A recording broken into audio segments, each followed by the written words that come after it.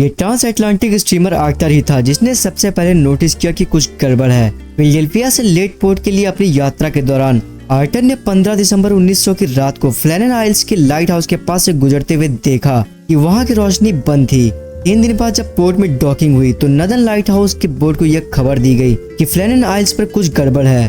Board ने lighthouse relief tender ship Hesperus को investigate करने के लिए भेजा। बॉक्सिंग डे के दिन जब शिप आइलैंड पर पहुंचा तो शिप के कैप्टन जिम हार्वी ने हॉर्न बजाया और एक फ्लेयर भी छोड़ा, ये आशा करते हुए कि लाइट हाउस के 3 keeper James Ducat, Thomas Marshall और विलियम मैकआर्थर को अलर्ट करेगा, पर कोई भी जवाब नहीं आया। हेस्पर्स से उतर के relief lighthouse keeper Joseph Moore lighthouse की तरफ जाने वाले 160 स्टीप स्टेप्स पर चढ़ने लगा। उसके ऊपर क्लिफ्स पर 3 बड़े काले पक्षी बैठे हुए थे जो उसको घूर रहे थे। जब मूर लाइट हाउस कंपाउंड तक पहुंचा और लिविंग क्वार्टर्स में एंटर किया तो उसने देखा कि किचन की दीवार पर लटकी घड़ी रुकी हुई थी। टेबल पर एक आधा खाया हुआ खाना था और एक कुर्सी थी जो कि पलटी हुई थी।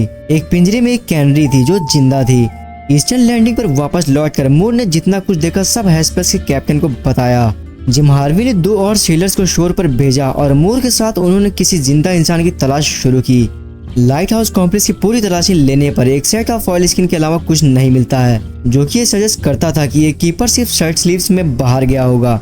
अब उन्होंने आइलैंड के वेस्टर्न लैंडिंग प्लेटफॉर्म पर ध्यान दिया। यहाँ उन्होंने देखा कि आइलैंड को हाल ही में एक बड़े तूफान ने हिट किया था। एक सप्लाई बॉक्स टूट गया था और उसका सामान 100 फीट ऊपर होने के बावजूद जमीन पर बिखरा पड़ा था। एक रास्ते के किनारे आयरन रेलिंग्स टेढ़ी हो चुकी थी और एक भारी पत्थर जो 1 टन से ज्यादा वजन का था अपनी जगह से हिला हुआ था। क्लिफ्स के ऊपर 200 फीट की हाइट पर भी टर्फ उखड़ चुका था और 3 कीपर्स का कोई भी निशान नहीं था। तो आखिर वहाँ पे क्या हुआ होगा? बेचारे लगता है या तो क्लिफ से गिर गए हैं या फिर क्रेन को सिक्योर करते वक्त डूब गए। यह था जिम हार्वी का कंक्लूजन, जो उसने नदन लाइट हाउस बोर्ड को हेस्पर्स के पोर्ट लौटने के बाद एक टेलीग्राम में दिया था। जिम हार्वी ने मूर और 3 और सेलर्स को छोड़ दिया ताकि वो लाइट हाउस का ध्यान रखें और अपनी तलाश जारी रख सकें। उन्होंने आइलैंड के हर एक कोने में तलाशी ली पर उनको कुछ भी नहीं मिलता है। 29 दिसंबर को आइलैंड पर आते ही बोर्ड के सुपरिटेंडेंट रॉबर्ट मूरहेड ने कीपर्स के डिसअपीयर होने की इन्वेस्टिगेशन शुरू कर दी। मूरहेड तीनों मिसिंग कीपर्स को अच्छी तरह से जानता था। जब उसने पीछे छोड़ा ऑयल स्किन देखा तो उसने कंक्लूड किया कि ये विलियम मैकआर्थर का ही था। वेस्टर्न लैंडिंग के रैकेज को देखने के बाद मूरहेड ने स्पेकुलेट किया कि मार्शल और डुकैट तूफान में इक्विपमेंट को सिक्योर करने के लिए निकले होंगे और सिंपल सी बात थी, जब वो वापस नहीं आए तो मैकआर्थर उन्हें ढूंढने निकला होगा।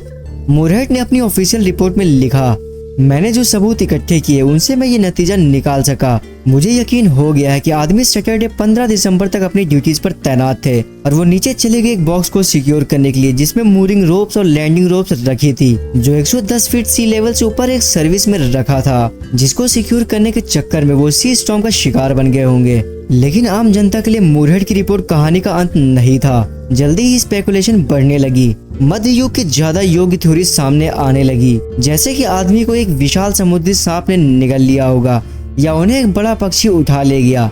एक थ्योरी तो ये भी कहती है कि आदमी अपने कर्जों से बचने के लिए आइलैंड को छोड़कर चले गए, जबकि एक दूसरी थ्योरी का कहना है कि उन्हें एक भूतिया शिप के क्रू ने उठा लिया। कुछ लोग तो ये भी सोचते थे कि उन्हें विदेशी जासूस किडनैप कर ले गए।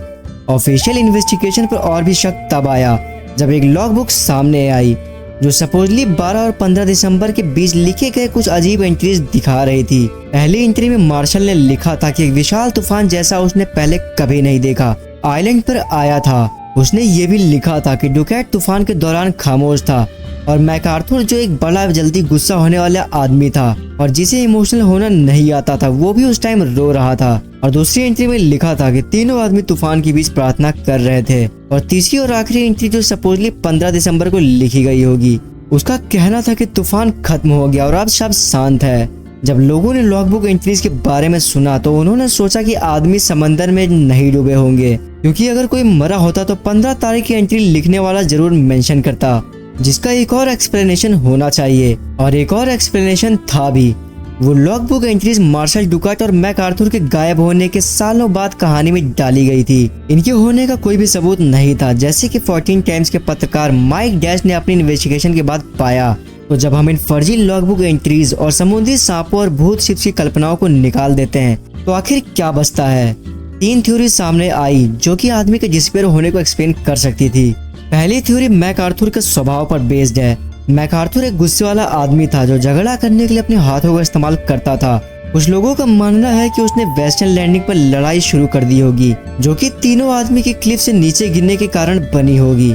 दूसरी थ्योरी ये है कि एक आदमी, शायद फिर से मैकआर्थर, ने बाकी 2 आदमियों को कत्ल किया होगा, उनके बॉडी समुद्र में डाल दिया और फिर खुद क्लिफ से कूद गया। जबकि दोनों थ्योरीज मिस्ट्री को और भी खून खराबे से भरी बना देती हैं। इसका कोई भी सबूत नहीं है कि कोई लड़ाई या कत्ल हुआ था। हालांकि ये जरूर संभव है कि कन्फाइंड क्वार्टर्स में एक आदमी एक दूसरे से इतना उलझ जाए कि वो गुस्से में सब कुछ खत्म कर दे, पर बिना बॉडीज या क्राइम सीन्स के ये दोनों थ्योरी सिर्फ कल्पना ही रहेंगी। सबसे सेंसिबल एक्सप्लेनेशन ये है कि मार्शल और डुकार्ट वेस्ट लैंडिंग पर सामान और इक्विपमेंट को सिक्योर करते वक्त लहरों में बह गए होंगे। जब उनके साथियों ने वापस आने में देर कर दी तो मैकआर्थर उन्हें ढूंढने गया होगा और वो भी तूफान का शिकार बन गया होगा। आखिर कोई क्यों इतने खतरनाक तूफान में बाहर जाने की हिम्मत करेगा जबकि वो लाइट हाउस में सेफ रह सकता था।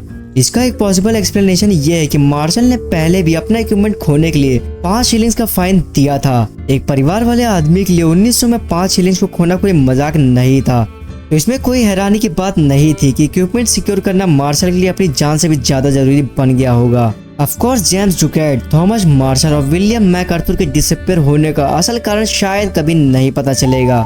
चाहे इन 3 आदमियों की मौत किसी हादसे से या जानबूझकर हुई हो, 1900 की वो ठंडी दिसंबर की रात फ्लैनेन आइल्स मिस्ट्री को स्कॉटिश मैरीटाइम हिस्ट्री के सबसे परेशान कर देने वाले चैप्टर में से एक बना देता है। तो आपको इनमें से सबसे सॉलिड थ्योरी कौन सी लगती है? अपना विचार हमें कमेंट में जरूर बताइएगा। तब तक के लिए बाय बाय, मिलते हैं, सी यू।